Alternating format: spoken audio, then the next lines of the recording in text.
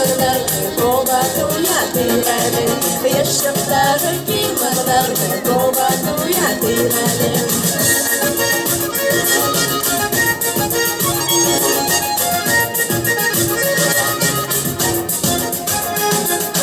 Yüreklerine şıkkıdırsın Dolyanın kımışını. Yüreklerine şıkkıdırsın Dolyanın kımışını. Barışlarının kulelerine kırsın o kıvısmanı. Barışlarının kulelerine kırsın o kıvısmanı.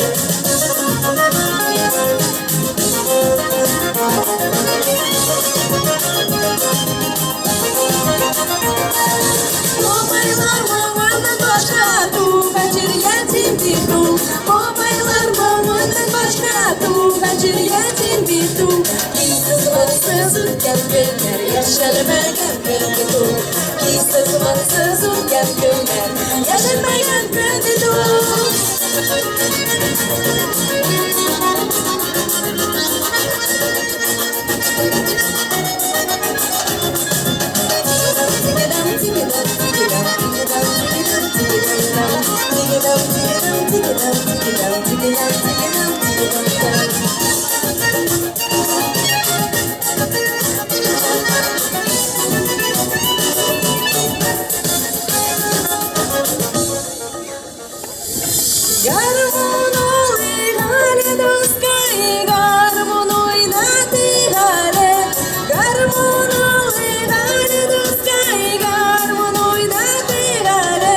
Yaşıkları kıymalarını kovatuya direlim.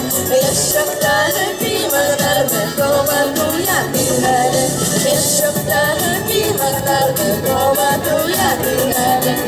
Yaşıkları kıymalarını kovatuya direlim.